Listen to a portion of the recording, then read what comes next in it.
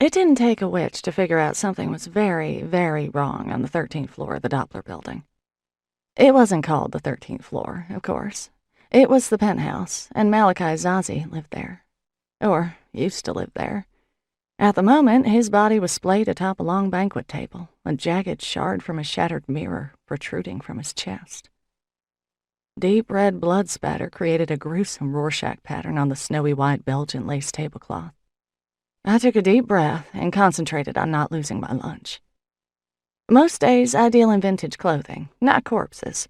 I may be a natural-born witch, but I'm no more comfortable around violence and death than any other mortal merchant on Haight Street.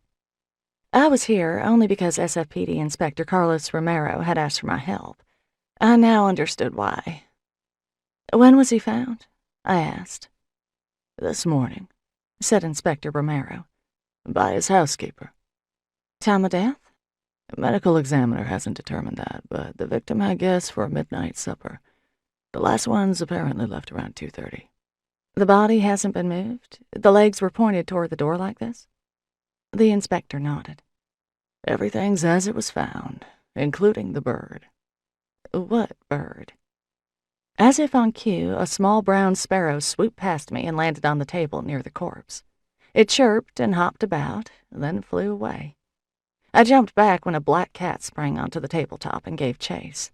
Feather and fur disappeared into the bedroom. I clutched my medicine bag and whispered a quick protective chant. Romero scoffed.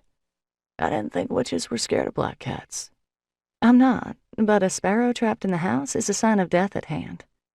Yeah, well, we got a dead guy on the table. But the bird... I shook my head. Death is still lurking. It's a bad sign. That's nothing. The inspector snorted. So far, we've got a ladder positioned in front of a door to walk under in order to pass into the room. There's a broken mirror over the fireplace, an open umbrella in the corner, and a black cat. Even I know these are alleged signs of bad luck. Don't forget the 13 chairs at the table, I mused. No point in mentioning that lying atop a table is considered bad luck, and lying down with one's feet pointed toward the door is referred to as the corpse position. And we're on the 13th floor. Not that there's anything unlucky about the number 13. Quite the opposite. But a lot of people seem to think it's cursed.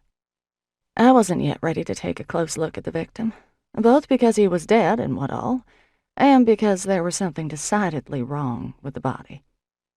Even from a distance, I could sense that there was something different about Malachi Zazi.